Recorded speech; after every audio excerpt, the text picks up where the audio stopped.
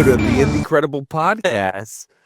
This is episode 13, so I mean, lucky episode 13. So wearing my hat backward like Madman Ponda of indie deathmatch fame. So I was going like this. So man, we have a lot to talk about this episode. I've went down a rabbit hole. You've went down a rabbit hole. Let's start with you. What? All the rabbit holes. All the holes of rabbits. What happened? So as the new year's 2025 starts, I don't do resolutions. I do goals, because you can break resolutions. Goals are just something that you strive to do. And I had challenged my wife because she wants to buy something similar to a Glowforge. Glowforge allows you to laser etch on things and all that. And I'm like, I could always use like merch and cool stuff, and because I do a lot of projects. I mean, people would like to get cool stuff. I can make a little bit of cool stuff for this, Patreon we talked about in the previous episode. And so I said, hey, come up with an idea with branding. And so she has a branding, and it's fucking badass. It's cool. It's called 8-Bit Designs. Oh, nice. Yeah. Oh, yeah. H number 8-Bit Designs. And so we already have the website. The domain's already owned. She hasn't started the website, but I asked her, I was like, hey, so do you want to use like what I normally use for Hagen's Alley, which is, the Shopify store? And she's like, yeah.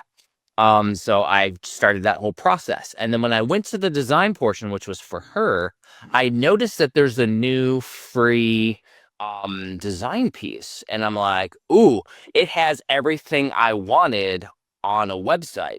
So it turned into yesterday completely revamping and overhauling HagensAlley.com. It is now modernized. It is badass looking. The reason why I liked this new one is it allows you to do custom code inside of it.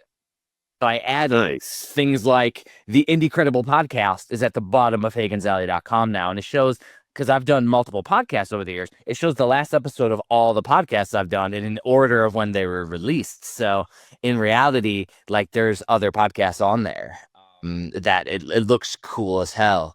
And, there's lots of interactions. There's a wish list now, so you can go on there and wish list books that you want. So if you don't want to buy them right now, you can wish list it, so that way you can see what you want. There's feedback, and reviews, which is crazy, because I'm like, oh yeah, I'm probably gonna have like 2 reviews, so I'll enable it just to see. There's tons and tons of reviews from over the years. I kind of forget that I've been, publishing books for 8 years now. It creeps up on you. You're doing something creative, it creeps up on you. Like, I'm going on year 13 of doing YouTube, and I'm like, really? Like, I've been really doing it that long? Like, it doesn't feel like it.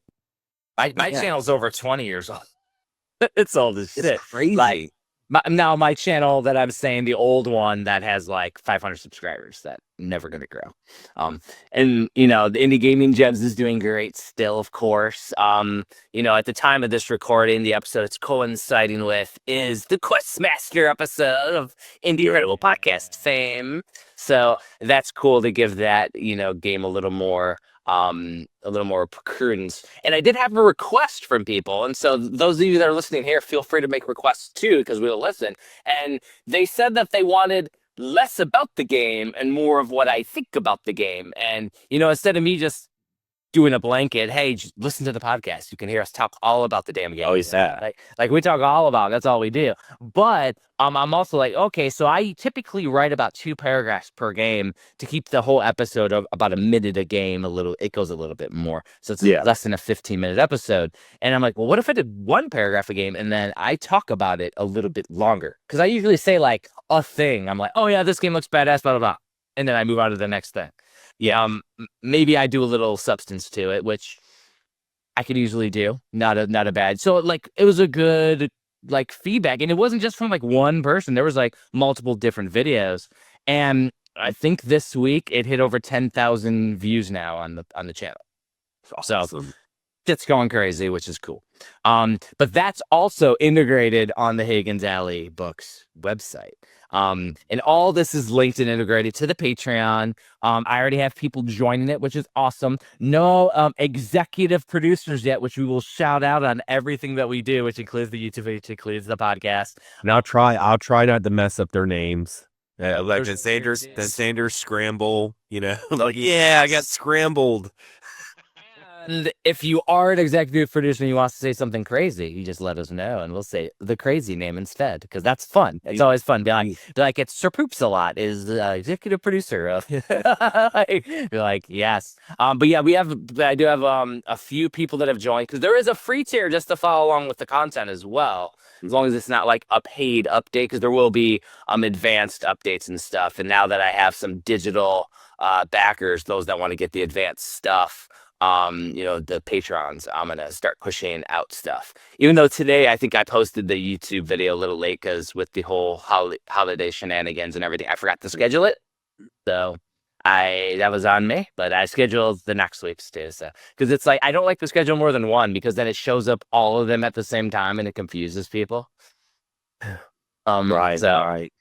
Yeah, it's going crazy. And that was one of the goals, was the hate bit designs for my wife, which I think is going to be dope. And that's literally different types of pop culture trolling is what she's going to do. She's doing graphic design for her degree, so she's gonna design like fun, like crazy trolling things. Like, I hope you step on a Lego is something that we saw before, so it's like that kind of stuff. And it might be like, I told her my idea, which was, Super Mario Brothers, Mario's getting the poison mushroom, and it says life goals. Like it's like, what the hell? Like, funniest stuff. So like as we go, we'll have like fun stuff. And then like we have all types of things that she'll be able to custom make, and she might do like a custom gear too. So that was a cool goal. And I got a bunch of other goals, and I'm sure we could do a goals episode. Maybe during the month, or maybe next month or something, we'll do like what our goals are. Because I got book goals, but I'm talking indie gaming gems, indie credible goals. Yeah, that's gonna be fun. That's gonna be fun. Well, yeah, dude. What about your side, Scramble side? Man, I remember the last episode, I had this idea. I was like, I'm going to try to run my mini PC. I'm going to install Steam and see how well it does. And let me tell you guys, I'm not going to be playing AAA games on it, obviously. But indie stuff runs great. And this is like so beneficial, not just for my channel, but also for the podcast, because this allows me a more convenient way to play a lot of these games. Now, for you guys that are listening that are wondering what kind of mini PC I have, it's cheap. This mini PC is like on Amazon, it's around $150 to $200. So it's not that expensive.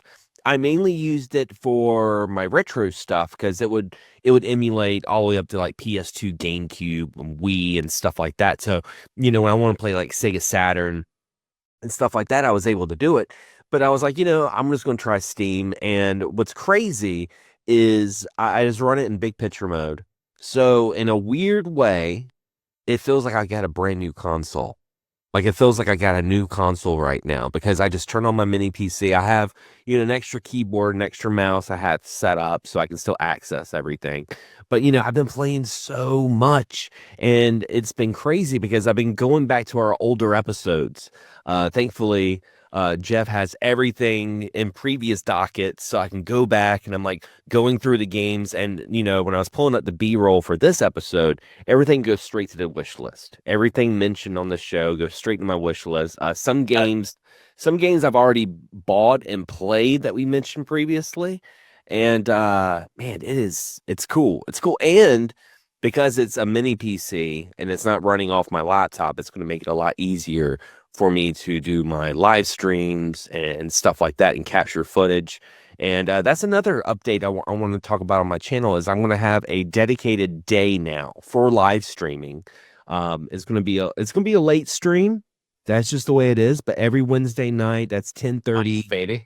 Yeah, 10:30 Eastern Standard Time.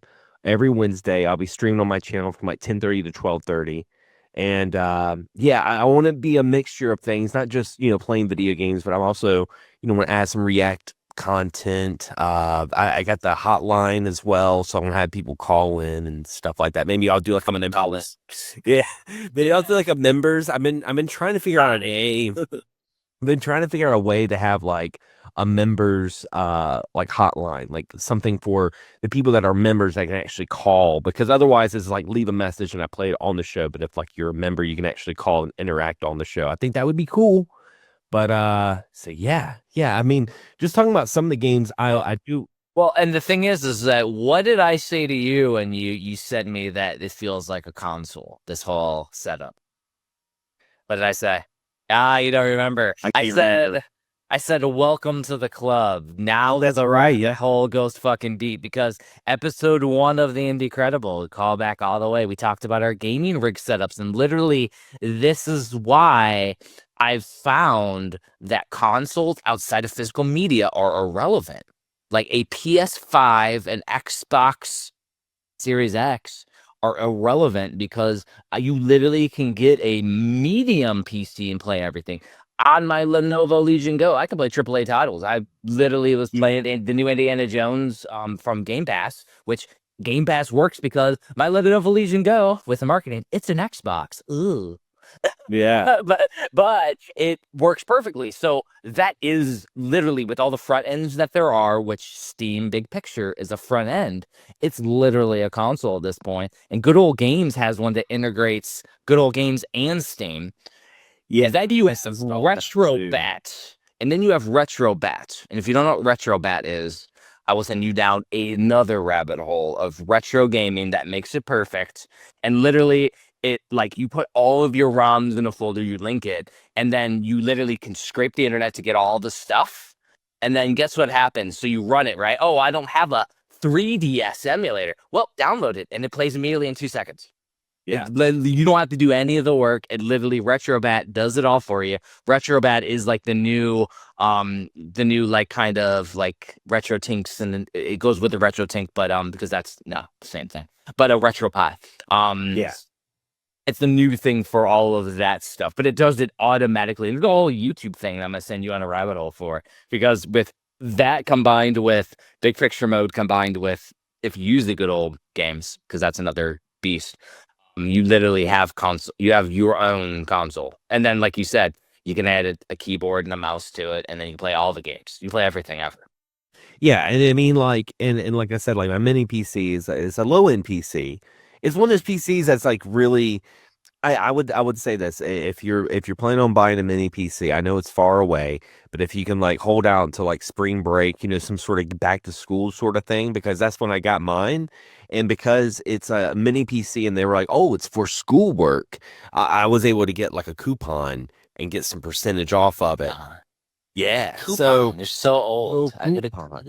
I get a little discount. And Now, I will say this is a perfect thing that goes hand in hand. Nothing in the show notes, but something that we have seen in the Facebook page and in the Discord chat.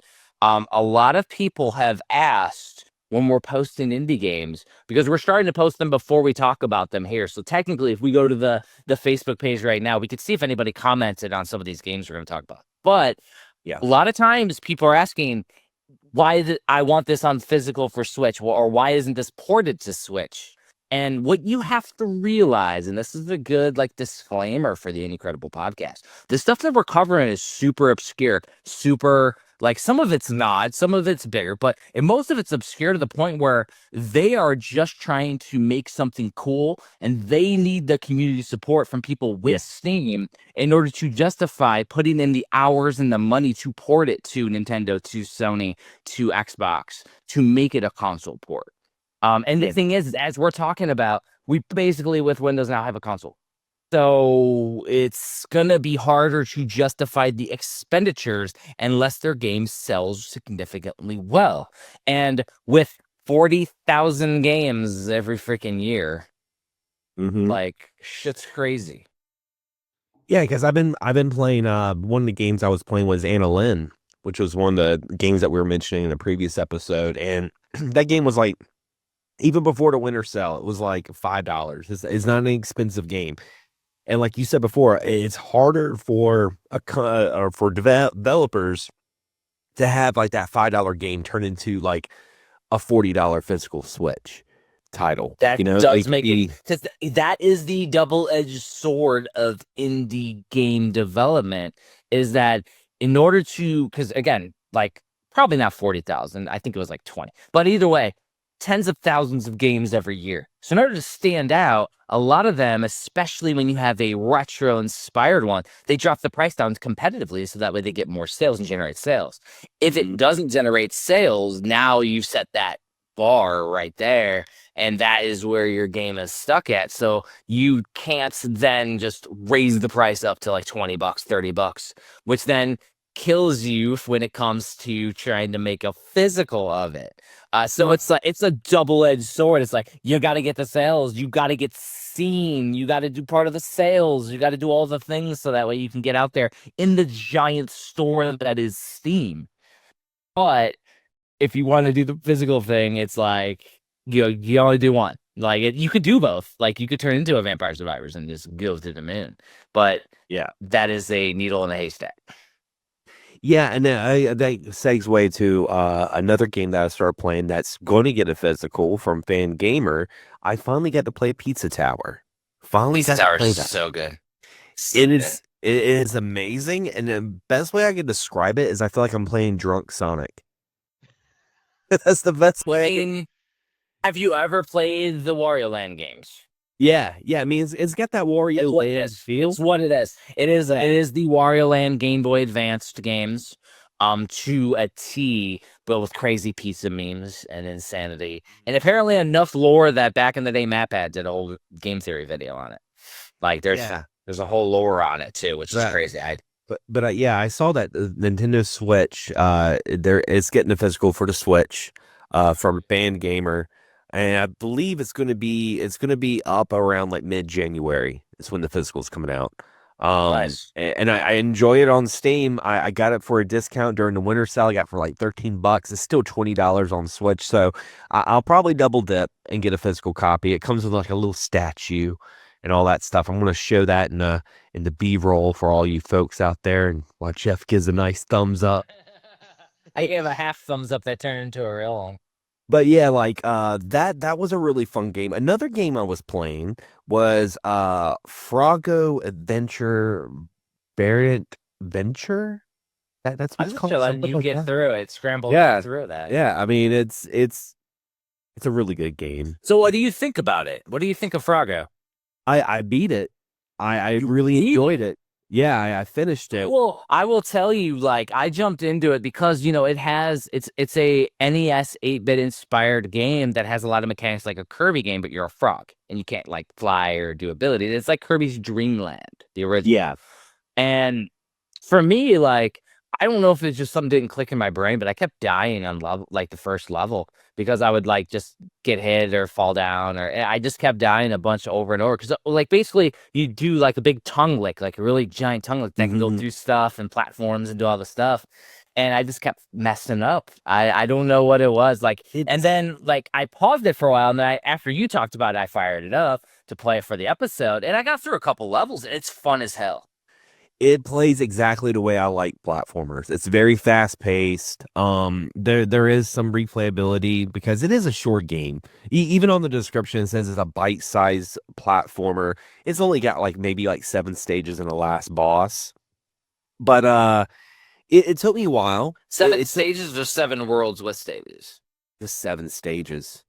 There's only 7 levels? It's super short. Super short. I've already beaten 2 stages. Okay. Yeah, I was like, I beat the first boss, and I was like, is that it? And then, like, I got like a little wizard hat, and I'm like, but they're coming out with a sequel. They're coming out with a sequel in mid-January, and I already had that on the wish list because I mean, and it's another like I think it's like another 8 stages.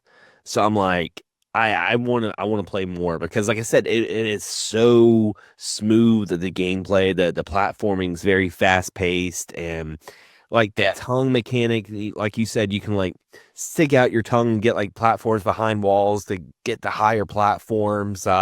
It's a lot of fun. I was like, man, this is good stuff. Really, really good. Yeah. Interesting that it's that short too, because I mean it's obviously it's a budget title. It was like $1 or $2.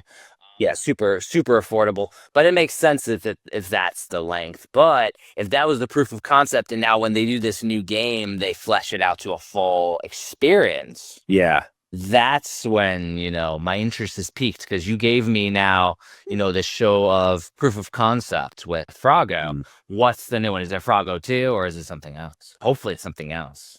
Yeah. It's from what I read though, it's gonna be another short game. Like the sequel is gonna be short. It said that, and I was like, but I mean, it's only gonna be a couple of dollars. And I played that first. I played that, the first like levels and all that stuff, and I beat it, and I just wanted more. I was like, I was like, there's a sequel. I'm like, it's not out yet. Damn it. Because it was so fun. I mean, I would love to play, a 30-hour plus game of Froggo. Like that would be awesome. So Froggo instead of Froggo. Yeah, and keep supporting it, folks, because I mean, like they're cooking. They're cooking with it. So one of the games that I played this week was an interesting one because I started with one and actually meant to play the other. And so I fired up games called Bad Run. And it has like this little crazy square looking character, looks voxel looking, a little crazy. Basically that version, Bad Run, is a cell phone game. So I paid $1 for it. It's barely worth that because literally it's not that the game looks bad or whatever. It's just, it's an one of those auto runners like Mario, but it looks like it belongs on a cell phone. And then I'm playing it and I'm like, damn, because the other game made by the same developers is a Metroidvania. It's called Bad Pad. And I was like, shit, this sucks because the other game's gonna suck too, right? So I was like, crap. I already had it because I got them both on sale during Christmas or whatever. But Bad Pad's awesome, badass. They like took whatever. Maybe that was their proof of concept. Was a mobile game that they just ported over. This one they developed for actual Steam. But the weird thing is like it's like awesome. It has like a whole interconnected world. There's tons of unlockables. There's gated progression, different biomes, all the things. The thing that was interesting though, and I don't know if it was a me thing or if it's an everybody thing, but it has vibration support, like haptic feedback vibration support, and the shit was like loud, like vibrating. I'm like, what the hell? What is going on? So I ended up like finding that in my actual Lenovo Legion Go, I could turn down the vibration in the settings. So I did that. I turned down the vibration, and then that asphalt noise went down. But once I turned that down, the game is really, really cool. It's in my backlog now because like you can, and in Steam, you can create libraries or collections. In my collection, I have a backlog collection. So it's in the backlog collection now. That way I can play a little bit more and get when I'm in between like playing Sea of Stars, which I'm still grinding at, but I'm going through a level at a time with Sea of Stars. But yeah, Bad Pad, Bad Run, run away, Bad Pad. That's the way. There's Well, I rhymed. He did. You're a poet. You don't even know it. Well, I know it and I show it. Don't know it. But I did see that there currently, while we're recording this, there is a deal to get Bad Run and Bad Pad right now. You can buy both of them for like less than $4. So that was on my wish list. I was like, I'm probably gonna buy those tonight after the snow. I'll try out Bad Run though, because Bad Run looked fun. It still looked fun to me when I was watching. I like there was like a shmup level, and I'm like, man, that looks dope. But I didn't know it was auto run.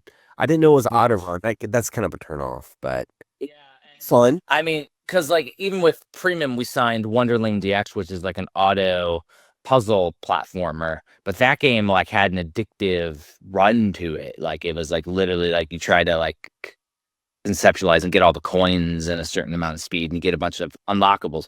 I just played it and I think it was just the art style that I didn't dig, because like it felt like a cell phone with the little like graphics. Like Bad Pad was like different. It was like fully fleshed out awesomeness. It was like night and day. The two games, like made by the same people, you can tell this is the video game. Bad Pad is the video game. Bad Run is like, oh, this was our mobile thing to get people to spend $1 or $2. Like, Oh yeah, I definitely had to check it out for and sure. if anybody that's listening has played Bad Run and I'm wrong, let me know and I'll try it out again. But other than that, it's probably gonna go to the back of the line. Finish the backlog. Back of the line. You joined these all the third one. Third Dead Soul. Well, here's the interesting thing, because the other game you put in the show notes, I couldn't find the trailer on Steam. They didn't have a trailer. It was all images. I had to go on YouTube and watch the trailer. This is 100 Pumpkin. 100 Pumpkins. Now, so I played this game solely because it was the first game in my list on Steam. I mean, another one that I got on sale. But this is literally an Atari style platformer. And all you do is it's like single screen, flip screens, like you go from screen to screen and you collect a pumpkin on every screen. The cool thing is that it has the Zelda style block and the map style. And I ended up beating the game. I collected 100 pumpkins, believe it or not. Nice. But when it does it, it does a block per level. And when you get the pumpkin, it fades it in. So that way you know, oh, I missed a pumpkin over here. And so there might be a certain way. If it didn't do that, I probably would have quit because I wouldn't have known where I missed the pumpkin. And because they're like, eventually there's 100 screens, so you're going to get lost to shit. In certain ones, like you have to get to it from a certain way, like you have to fall from the screen to hit one that might be on a vine somewhere or do some other things. And there's boss fights because you can get like a little pitchfork and throw it and you look like a little scarecrow character.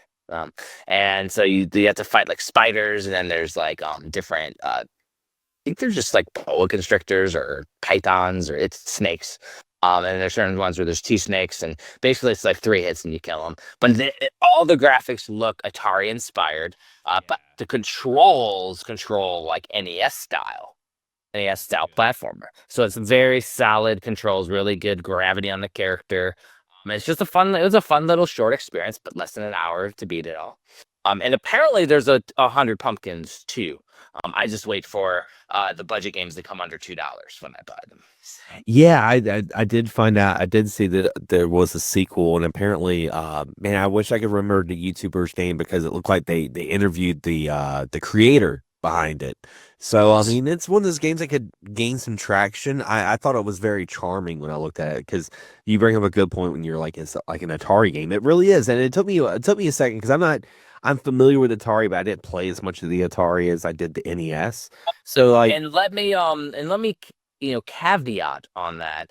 More like maybe after Atari, the Commodore 64, which is a mid-system between the Atari and the NES, because a lot of the games that you didn't like the controls of on the NES, where they had press up to jump, was because the Commodore controller only had 1 button. So they had an attack button and then the jump was something up. Now this game controls like an NES game, but it looks more like it could have been on the Atari or the Commodore. Probably the Commodores, because there's a little bit too much going on for the Atari. Now that I'm thinking about it out loud as we're talking on the podcast.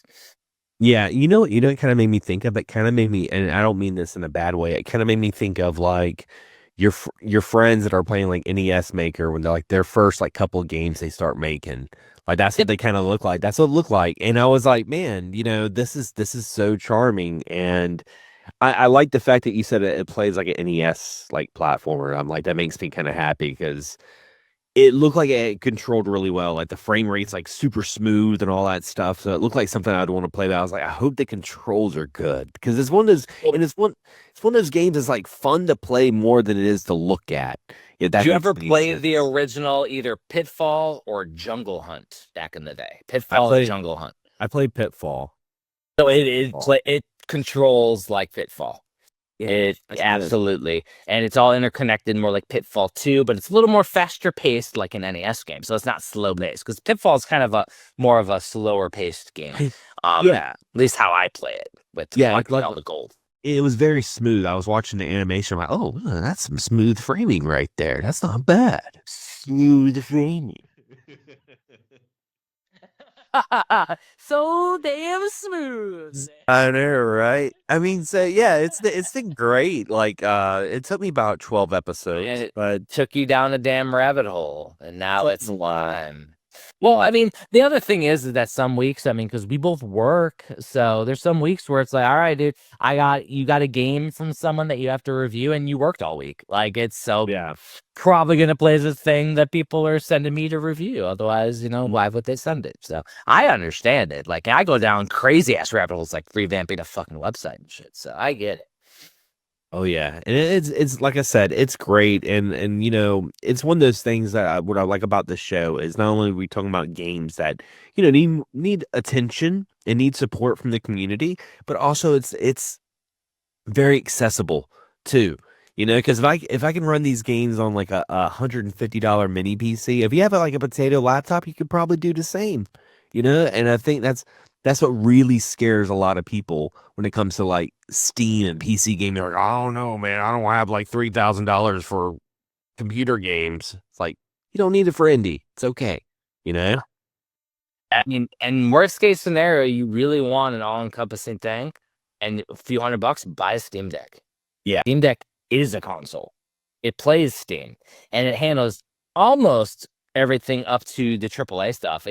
Steam Deck can play Elden Ring, so like it can handle some hefty stuff, but you can play all the indie stuff on a Steam Deck. So that is your mid-range, like not the budget mini PC. Then you got the Steam Deck, and then you got like the Lenovo Legion, which is like the next level up. And I just got one of those because my wife is a bad enabler.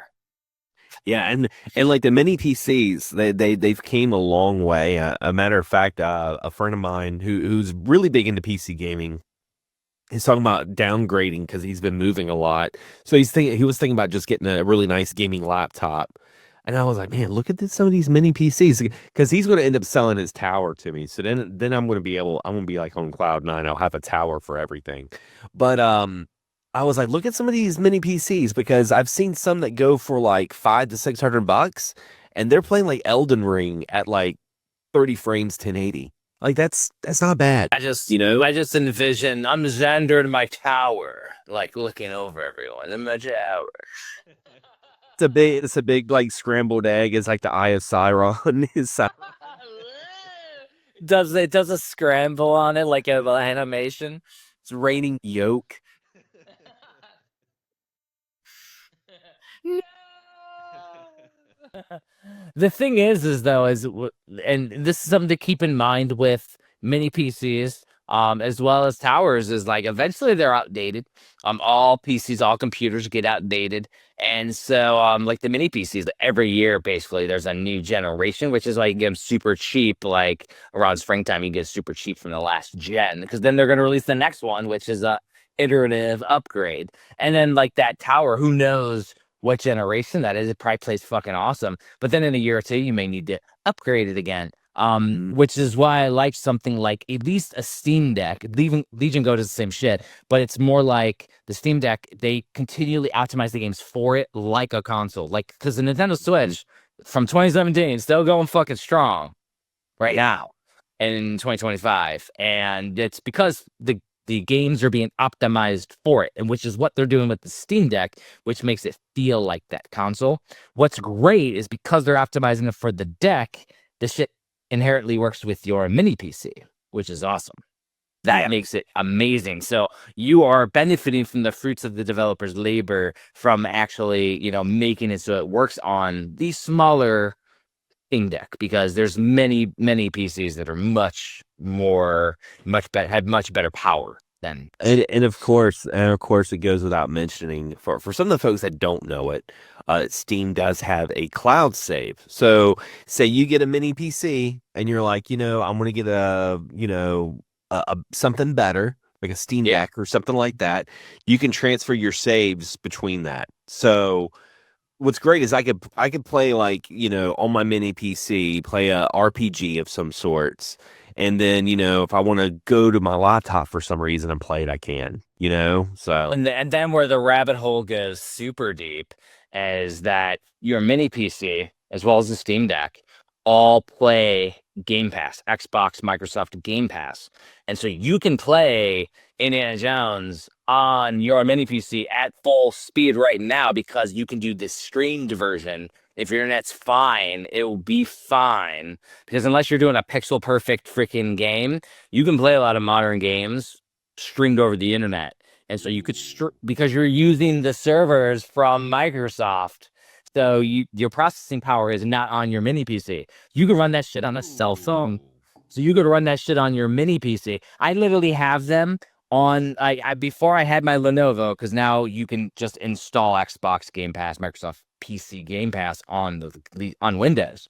But you do the streamed version, you can do it from a browser, literally do it on my tablet, and you can play everything in full resolution as long as your internet's good enough. That's the key. The key was when they started it, the internet wasn't as great, but as years go on, it gets better and better. They optimize the netcode, it gets better and better.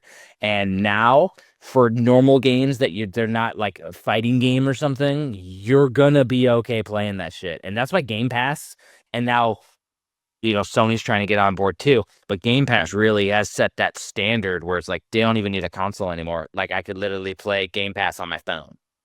Damn it, Jeff. And you got me down and you're down. another freaking rabbit hole. It's like fourth in the road. It's so great. And then you add on mods, the PC, and you could literally take your Game Pass stuff and you could, like, say there's a game that you just want to enjoy, you put a little mod on it and be like, all right, so the XP will go times 25 when I play it. That's kind of what I do, is I'll just increment the XP so I don't have to grind in an RPG. And that's the only thing I do. Mm-hmm. And so it's like, then you just add that to it, which you don't get in a console. And you have a consoleized system that does mods, and it's so fun. I've just been enjoying myself in my old ass age. It's been great. It's amazing how just everything's more accessible now. It's just it makes it a whole lot easier for so many things just to play video games. And I've said it in previous years. It's like, I feel like this is a golden age of gaming and we're having a good time. And then like now the new stuff, it's like, this is even better. Like it's like cool. It's more fun because everything is becoming accessible.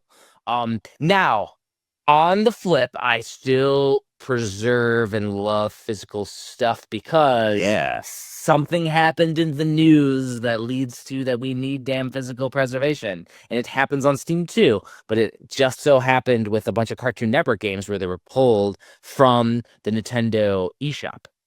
Yep. And so if you don't have those physical games of like the Cartoon Network fighters and all the different games, you can't play those games anymore. And so outside of piracy in the future, you're not going to be able to play this stuff like legitimately on a Nintendo Switch in the future. I mean, Nintendo servers go down. Again, they all go away.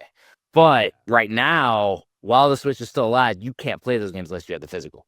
And Steam does that a lot too, because I will even cover games under the Gaming Gems. And I go to like reference back on the Steam page or whatever, and the game doesn't exist anymore.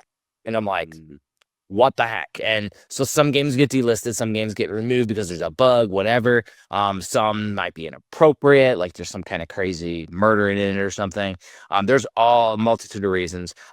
Now the Nintendo Switch one is a simple licensing issue. That's what my assessment is that Cartoon Network, whomever, Warner Brothers, which I assume is WB Games, no longer had the license, so they dropped it from the eShop. Doesn't mean that it's gone. It means that they dropped it from the eShop, and if they renew the license or somebody else picks it up, they can reactivate it. But it's gone. Can't play it right now. And it's not that you can't play it if it's not on your Switch. You can't play it re-downloaded right now. Right. It's gone. Yeah, and you can't go buy it. And I think, at the very end of the day, like that's kind of our end goal for the Incredible podcast. Not only do we want these games to be noticed, but we want them to eventually maybe become physical too. That'd be cool. So that way we could, preserve them. Because like I don't know if you guys, I was telling you before we started the show, I've been writing all the stuff down because not everything digital is preserved forever. Sometimes you get kind of a little tipsy and you start cleaning out your desktop icons, and before you know it, you delete all your show notes. So This wasn't just coffee, Xanders. so I was like, screw it. I was like, I'm gonna get a good old, notepad, pen and paper. Nothing can happen to that. It's physical unless, You throw it out. Yeah. I lose it. Or you rip it, you write over it. Like, yeah, I mean that's the thing though, is that there are games that we have covered that absolutely deserve physicals. Even the smaller games, like you mentioned, 100 Pumpkins. There are ways where if they have or Froggo, if they have multiple smaller games, make them a compendium, a multi-pack. I personally, being part of a physical company in the past, I personally wasn't a fan of the multi-packs because I feel like it kind of each It game. dilutes it a little bit. It gets diluted a little bit. Yeah. But if it's a multi-pack or no preservation, I think we go. Like, I would love to see some stuff preserved. But it again, like if you're talking like a limited run games, they're only gonna pick the biggest companies to preserve. Yeah. Like they did a TUI, which nobody knew what a TUI was, but the Mutant Mudds games essentially. And it's like, but those games already had physicals, so they are already getting rid of it. But I would love to see some of these indie developers get their games preserved. Oh yeah, for sure, for sure. And I think that's a good segue into the on the horizon games that we want to talk about here. The first one I want to talk about, I was like, this looks pretty cool, is Bulletmancer. Yeah, Bulletmancer. Is this a survivor like? Because that's what it looked like to me. It looked like a 100%. Okay. And so like I was mentioning to you, like 2025 has been crazy because normally, at the end of 2024, I'm getting like 3 maybe a week games that like I will add to the repertoire, and it's been challenging finding games for us to talk about. Well, like this week alone, there was like 20. And like normally I don't add survivor likes because Vampire Survivors does it right. But this one right here with the pixel graphics, like the madness, it just looks awesome. It looks insane and right on my alley for what I want from a Vampire Survivor inspired game. I mean, yeah, and it has like this really interesting animation like beyond the gun turret. So you're just like standing on the turret and you're getting different power-ups and just like mowing down baddies coming at you. I was like, I was watching, I'm like, man, this is like Vampire Survivors, but I like this. This is literally so different. What's the big difference though? The big difference is you are on a turret and you can't move. So that's right. Like mowing them down. It's so cool. It's so cool. Until the boss shows up, and I guess then you can kind of maneuver and pivot. But that does change the style because you can no longer just bob and weave out of the way. You gotta strategically mow them down. It's a very interesting aspect to the game. Yeah, because I feel like that once you start getting really good at Vampire Survivor, I feel like other Survivor likes are, they're fun, but I've been currently playing Brotato. Been playing that, and a lot of fun. But it's not really as challenging for me because I played so much Vampire Survivors, and it's very Survivor like Vampire whatever. It's smaller. That's the only difference. Is like I feel like Vampire Survivor has a much wider scope of field, where Brotato's a lot closed. So that's where it can get kind of challenging. But it was fun. It wasn't bad. Brotato is a classic one. Oh yeah. I mean, what did it first was the Binding of Isaac, and that one now is almost easy playing it after Vampire Survivors. I want to go back. I want to go back and play because when I got Binding of Isaac, that was actually the first Switch game I ever bought. Like the first physical Switch game I bought was Binding of Isaac, and it was because my friend Mikey that I was talking about has the tower that I'm going to be standing on top of. But he was all about Binding of Isaac. He's like, dude, it's so good. It's like a twin stick shooter. And I played, didn't get it. I ended up getting rid of it because I wanted to get Mario Kart 8 instead. I was like, I hope I hope that's his voice too. it is. It's not as deep. He's like, dude, that's a good one, dude. I hope that's his voice. That's the best. No, but the thing is like Tristan from Video Game Bullshit, he loves freaking Binding of Isaac as well. And I also, that was like one of my first roguelikes along with what we talked about before with the Tumble Seed. And so I just kind of, didn't enjoy because I didn't understand that I need to die and learn and earn. And so now I've thins Vampire Survivors like craziness. One thing that happened with Vampire Survivors this week to me, I don't know if it's gonna happen to you, but people back up your shit, is the newest update erased my save. Oh, no. Yeah, so all my progression's gone. So that might be the catalyst to get me to pause that and not play again. Yeah. Well, you know what? That's probably the universe telling us that you and I both need to play Binding of Isaac and make that into an episode. Call it Reviving of Isaac. Both of them. Afterbirth? After Yeah, because I mean, the thing is you and I both, have a very similar story with it. Like we both, because I wanted to like it, it just didn't click with me. My friend Mikey, he freaking loved that game. That and Entered the Gungeon. That was another game I didn't really play a whole lot, but he really loved. True, and Exit. I haven't played either of those, but I have them. All right, I think I got to see if I have my copy of Binding of Isaac with me because my Switch stuff's over here. I wonder if I have my Switch copy of Binding of Isaac, so I might just play it on Switch. So you don't play my Switch enough, man. I hate that I don't have my copy anymore because apparently the Binding of Isaac's pretty uncommon now on the Switch. I'm like, dang it. I didn't know. Welcome to the newest generation when you have close to 4,000 Switch games physically. Yeah. Print runs are small. Like, when you're talking rare NES games back in the day, they had tens of thousands of print runs of copies. Some of these games have max 5,000 because that was the minimum for Nintendo in the US. Some of them have 5,000. Yeah. That's already tiny.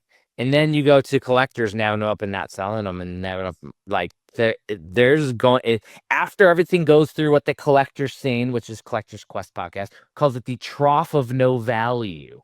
Where everything goes through, like everything is popular and then it goes through the shit where you can get stuff for $1 at flea markets and then it goes back up.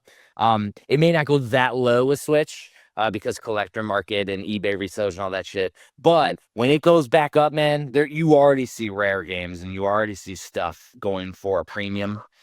Yeah.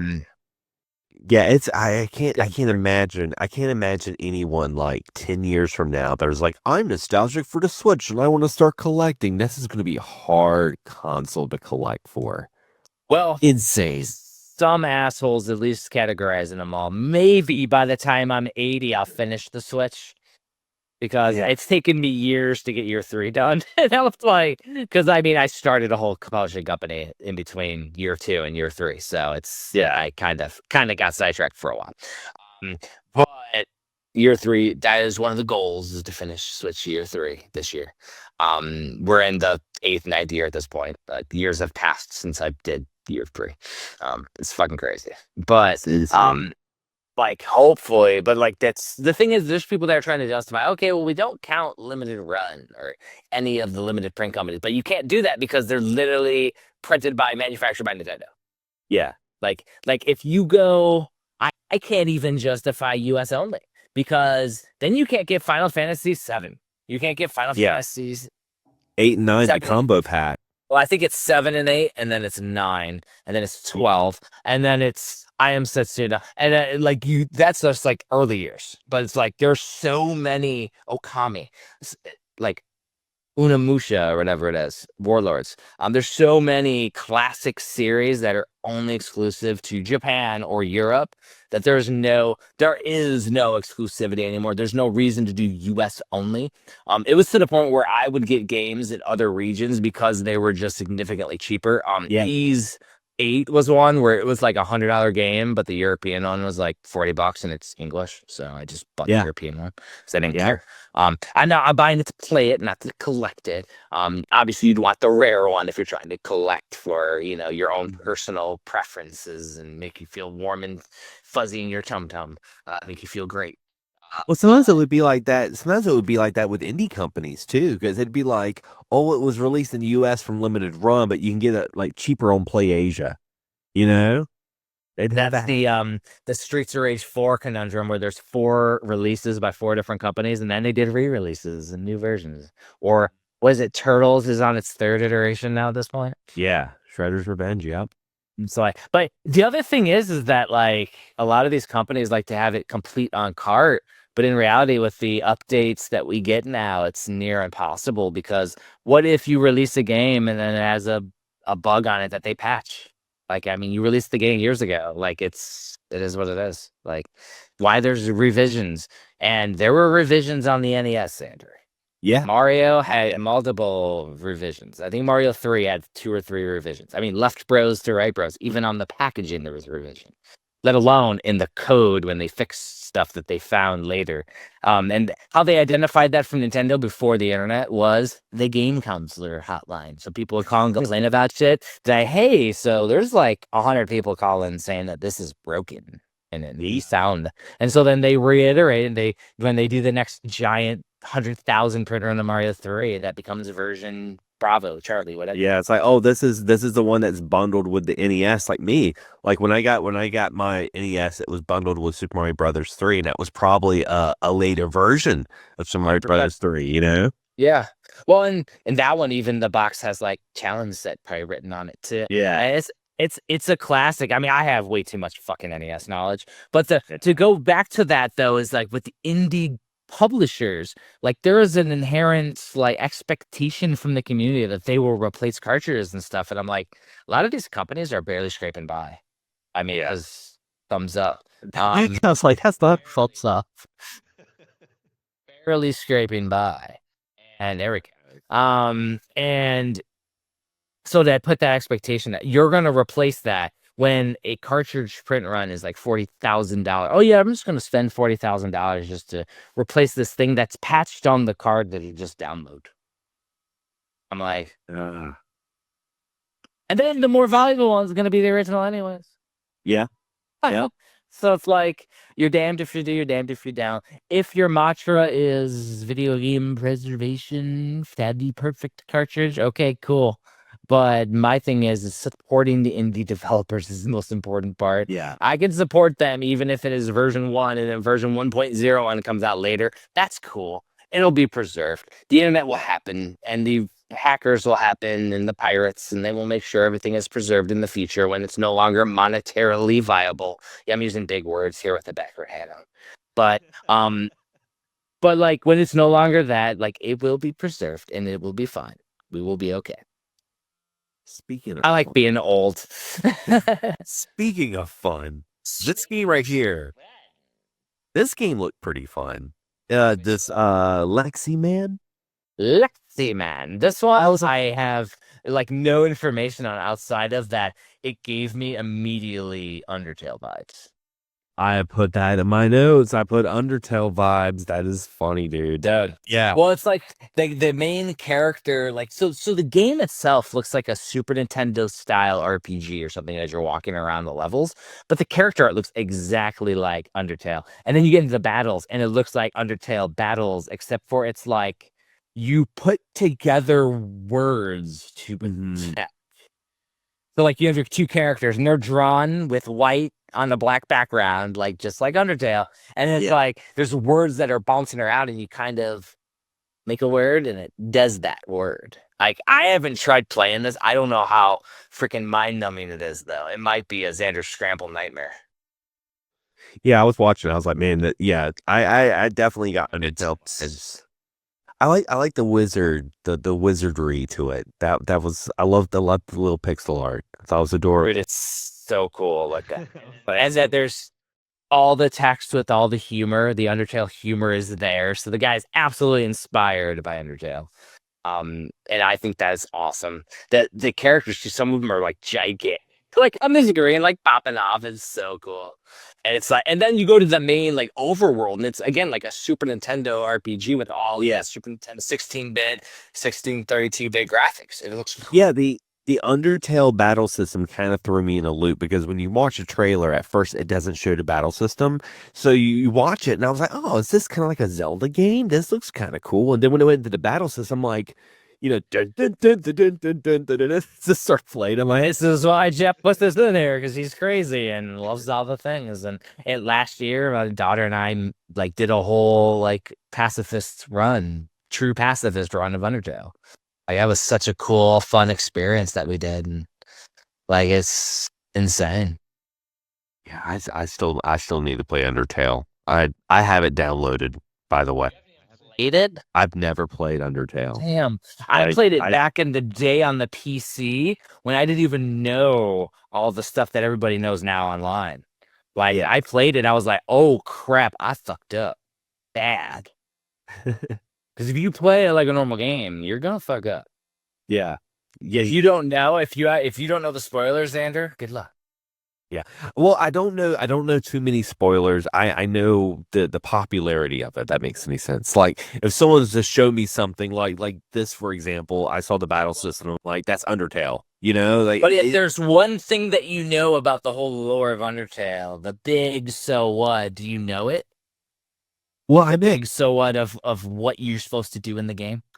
Well, I know there's like multiple ways to beat the game, like your choices, like you could either, attack them like you said in a normal game, but the other mode you're talking about is like where you go through the game and you just don't attack anybody. Like, and so the fact that you already know that means that you can't experience it fresh, unfortunately. Because when I played the game, I just played it like an RPG, and I killed I was killing stuff and going through it. I'm like, oh, yeah, this is awesome. And then they're like, your MP is your murder points. Yeah. I'm like, what? XP is your extreme level of violence or something. I'm like, what the hell? Like, so like as you get through and you're like, oh fuck. And then like the coolest thing is like, at least in the PC version, I'm not sure if I think it does it in the Switch. Oh, actually I don't know because I only did true pacifist. It'll like crash your fucking game at the end. Like corrupts and crashes your game, and then you go to start it and the character comes up on your desktop and shit. I was like, what the it was so cool. It was such a cool thing. Like freaking Kaufman is a madman. I do wish I could go back in time and play Undertale before the popularity. Because yeah, like there's so much, like you said, I can't go into it fresh. It's kind of like if someone was to play Final Fantasy VII now, they wouldn't have the same impact of some of the spoilers like they do now. Like none of it is common knowledge. Yeah. It was the wild thing is that like my daughter was like very, very young from what I'm tracking, but like now she's like into it later, years later, which is so cool. And that gives you a second experience for the game, because then you two had that bonding moment, so you have your Undertale and then you have your Undertale experience with your daughter, and that's like a totally different. I get the same thing with my nephew, like when I got my nephew Owlboy for his birthday one year, and he like saw it, and he's like, I don't know about this. I'm like, dude, play it. You're gonna like it. He was like at the time I think like 7 or 8 years old. And man, he got just enamored by it. He absolutely loved Owlboy. And I'm like, it's because I'm your uncle. I'm the one that got him into video games. Like, I know what you're gonna like, dude. So and now here's the other thing, and you can go down this rabbit hole if you want to, but there is a 2-player multiplayer Undertale mode. Oh wow. And you can play it online. So like London and I started playing it like together, co-op at the house, but technically there's 3 and 4 players and you can play online. Wow. That's a good little idea right there. Like I said, a lot of goals. And I have the version that I got, at least, it's you can play with it. It updates the text to reference that there's 2 of you, and you have 2 charts. You have everything. Oh, Yeah. that would be completely fresh for me because I didn't even know about multiplayer until you mentioned that. So, Well, it's a mod. It's only a mod. oh, okay, yeah. It's fan mod. Yeah. Hell yeah. It's so cool. It's so cool. And speaking of fan mods, not really. Oh, God. Not that this is a fan mod, but it made me think of like old school Doom, and that is oh gosh, I can't read my own handwriting. Something of Hands of Necromancy II. Yeah, this is what they call Jeff. This is what they call a boomer shooter. This is what they Oh yes, this they do. And This the is best part is like if you look at the trailer, they're literally putting in a disc into an old school Yep. PC, just like classic Hexen Heretic Doom, because this does have Heretic and Hexen vibes to it. Yeah. 100%. Heavy metal Doom, like crazy madness, like so many creepy looking weapons. And You know, it made me have a flashback, a little childhood memory of mine when I was in middle school, and I had this teacher named Mr. Gibb, and Gibbs. he was like the lab typing teacher, like they would teach you how to type and everything, and like every computer in his classroom had Doom and Redneck Rampage. And every computer, and I remember like we would play we would do all of our keyboard work and we were done. He was like, yeah, you guys can play games. And I remember there was times I would walk by his classroom, look in there, and like everyone in there was playing Doom. It was so cool. So I saw that and I'm like, this is giving me flashbacks, you know? So for me being, as my daughter calls, a boomer, playing boomer shooters. No, definitely not a boomer. But for me being that though, the boomer shooter genre is very, very like overwhelming on Steam. There's hundreds, thousands of boomer shooters. It is insane. And I love them, but like because they keep on refining and making the original Doom better to the point where now, like even the versions on Game Pass, you could put the classic mods and download Brutal Doom on it on Xbox. Like it's crazy. It's all flawless now. I did go back and play the classic and like these awesome games. So like this one stands out because it reminds me of, when you would finally finish Doom and now it's time to play Hexen. Now it's time to play Blood where you get stitch for like classics. Like this reminds me of exactly what I wanted out of those type of games. And it's before you get to like Duke Nukem 3D and like the next iteration where there's a lot of shit talking. So this is like boomer shooter. Yeah. Really. It made me think of like that really cool PC game that you played at someone's house that you never owned. That's kind of the vibe that it gave me. And I think a lot of folks that grew up in that era like know what I'm talking about. Like, yeah.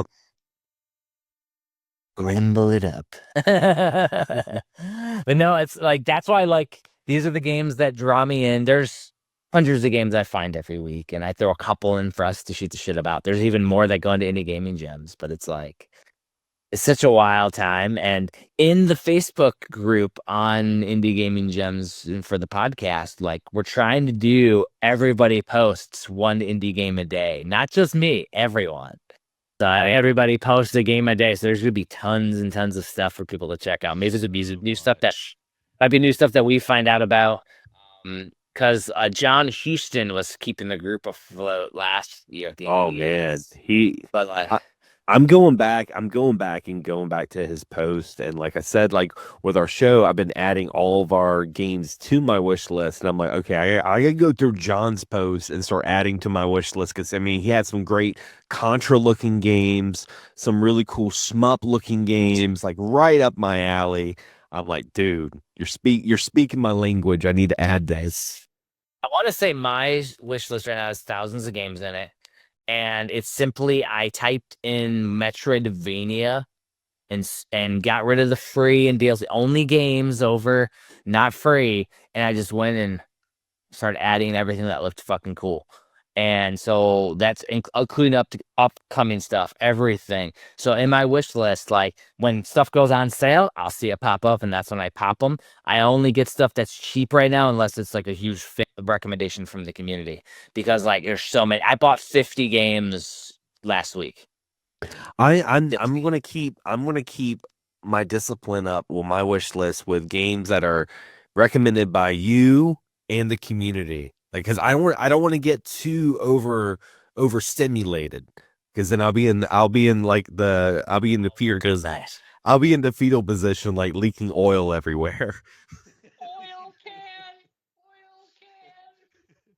Hey, but yeah, I like to see like the community, the community will like talk about a game, and I'm like, I gotta add that to the wish list, because then it gives me initiative to try out the game, because it's from the community, and it's also will carry back to the podcast. So it has a whole ecosystem, that's my rationality right now, Jeff. That's my rationality to the rabbit hole. So Well, I mean, dude, the thing is my Steam Deck turned into scope creep craziness, because like I ended up as all the games I got, like if they didn't have like a full art on Steam, because they got the little like movie posters, and so some of the older games didn't have that, so I like manually make my own and stuff. Like, so my whole Steam Deck with 1,000 games, all flawless. It's like a whole console. It's so smooth.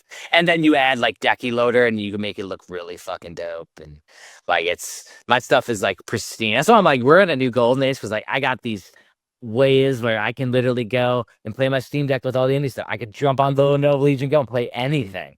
I can go on my analog pocket and play every retro game. It's FPGA, how you're supposed to play it. Or I jump into that retro bat we talked about and play the emulation. Like, scope creep is real. yeah, And then I just play nothing, and then I work on my book projects. That needs to get done. well, I mean, in the day too, like that's one of the things I love about emulation. I love tinkering. I love messing with Tinkering front. is fun. I love messing with front ends and different box arts, and making my own like kind of theme. So when I hear this, I'm just like, oh my god! It's gonna be like, so Xander, what kind of game? Bye. So what games were you playing this week for the podcast? Like, I wasn't playing any games. I was just Truly. That. I was messing with like retro wallpapers. I was like just trying to make the perfect Neo Geo montage. Well, the cool thing about retro bad is that it does automatically incorporate all the themes and stuff. And there's one theme that there's a dude on YouTube who reviews all the mini things. He throws it on all those mini handhelds. That one, it looks like artwork, and it goes left to right. It looks so fucking clean. I love that. I had that theme on my Bonacera, like the little USB thing I plug in. I had that theme on there. That was like the one theme that I liked out of all of them, other than like Carbon. Carbon is another theme I really like. Not a big fan of the game selection that inherently comes with. And I don't know if I could probably change that separately. But right now, like I go through like MSU1 games. And the thing is that it was like a year or two ago. Somebody recommended it might have been like Sean Long, RGT85, or somebody was talking about these plug and play 12 terabyte hard drives. And so that was shit. And it had like all the games on it. So I put all the games on a separate hard drive to run off of RetroBat instead of doing their stupid front end. And I used that 12 terabyte or 15 terabyte for my archives for like media. But I'm using this to pull my favorite games into the crazy scope creep that is RetroBat. Scope creep is everything. And I do have to mention, because when we mentioned Sean Long, I have to tell my story with Sean Long, because he was also from North Carolina, and me and him got to hang out at the Fayetteville Comic-Con, and I always mention him because I was hanging out with him, and I was hitting my electronic cigarette outside, and there was like a yellow jacket after me, and Sean like punched it. So I always mention Sean, like saving my life from my yellow jacket attack, because he Falcon punched that yellow jacket. He was like, dude, what the hell? Well, I go way back with that crazy dude. Like, so like it was, I don't know if it was in the first few years of me publishing books, but I did a panel at Too Many Games in Philly with Sean Long, D and Dave, Nintendo, and some of these guys have passed away. Yeah. And then there was like the old ass gamer. There's N64 fan, but then there was tons and tons of people like Papa Pete, the old ass gamer, Papa Pete. Oh yeah. And Papa Pete was just recording us because we were throwing N64 cartridges at his son, N64 gamer. We were hugging him with him live at the panel. Like, it was crazy shit. Scott Squatch was with us as well, who like tours with Korn now. Yeah. Dude's crazy. But like Sean Long and I go back because he wrote a few stories in the Super Nintendo book back in the day.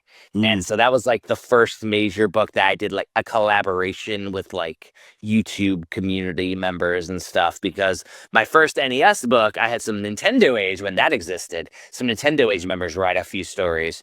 And then these guys were like, oh, fuck yeah, you're doing Super Nintendo. So like the John Riggs and all those guys. And then My Effing Gaming did a talking about the Super Nintendo. Unfortunately, Corey wasn't available to do the Sega Genesis one because he wanted to, but he just got too busy. And I'm like, well, I got to send the book to print. Like, I need to do that before we hit Chinese New Year, and the printing can't happen for 2 months. But yeah, like, so a lot of those guys were writing reviews. I've changed the format, which people love that I've changed the format. But because before they were writing the reviews that go in the book, now I'm like, now Xander, I don't need you to write a review for the book. I just want your stories in the story section. Tell me more. Like the story of my grandpa introducing me to video games as featured in volume 1 of the NES Compendium. Exactly. And back in the day, I did the Nintendo book, I did the extra shit like the NES Oddies and a compendium. All three of those are now the Complete Genesis. So the Complete Genesis has all the Genesis games, it has all the extras, and it has a compendium of stories in it. Like, all my books go into one now. I make a giant tome instead of making 3 separate books. Just because I think it's way cooler. It's a way more interesting read. It gets multifaceted. You get your collector stuff. You get your personal stories. You get it all. There's a lot to consume with something like that, for sure. Exactly. It was a fun time, and I think we're at the end of the episode. I think so. I'd say so. Well, for those of you that have joined the Patreon, thank you very much. Whether you're going to do the free version or not, doesn't matter to me. Just, it's a one place to consume everything that we do, including Incredible, including Indie Gaming Gems, including me releasing book updates and shit. Like, everything is going to go there, because one thing I've realized in 2024 is I'm in a lot of different weird ass places, and it has been challenging for those that have been trying to follow me to find my shit. So I was in N64 Quest on it, and I'm talking on a bunch of episodes, and people are like, I didn't even know you were going to be on this. And I'm like, if I had everything, if I was smart about it and kept the Patreon going, I stopped doing it in 2017. Because I'm literally releasing books and shit on Patreon, like doing a book release through Patreon, which terrible idea. That's kind of how this podcast got started, because you and I, we've always, kept in touch and stuff, but we had that one interview, and we were just kind of like, we were having some issues recording, so we were just talking the whole time. Yeah, and like you were like talking a lot about the indie stuff, and I'm like, man, I love indie games. I'd like to know more about them. And you were like, maybe we could start an indie podcast. Here's something, we could do something on that, because I got a book up, and this shit'll be perfect to flow right into it. And I was wanting to start podcasting again, so the stars aligned, and it was just great stuff and a great shit. And ironically, ever since then, video game bullshit's been on a pause. But in reality, it's not gone. It's that we're going to be only going back how video game bullshit was. So before Kyle passed, we did deep dives into retro classics. That's what we fucking did. And retro shitty games. But like, we did deep dives. So we're going back to that, not covering modern shit. We're going to cover, because we were covering it was like a catch-all for everything we do, which it was unfocused. And so we got indie games, because we're not going to talk about indie games on VGBS. We're going to talk, like, we have a Star Fox episode coming up soon. Yeah. So like, we're going to talk Star Fox 64. But like, we're going to do deep dives into that shit. And then I realized, because I sent you the analytics from 2025, that the old Playcast, the Switch Mini Playcast, has like 40,000 subscribers, some shit. And I'm like, we're not even supporting those developers. So there's a collector's based market right there that I might just rebrand it to something collector and get some people on, and we'll just continually shoot the shit about everything in the collector market, because we don't really talk collector stuff here. We keep shit focused to indie. So like, I got a lot of, that's why the Patreon is good though, because I literally can throw it all there. I'm probably just going to post everything from the Patreon page from now on, because it's easy. It makes it easy to use. But people can literally just do the free one if you don't want to support. If you want to support, I appreciate it, because I do have like storage costs for books and stuff that creep up. And now that I don't run a physical gaming company anymore, like there's no residual income coming in from me selling tons of games.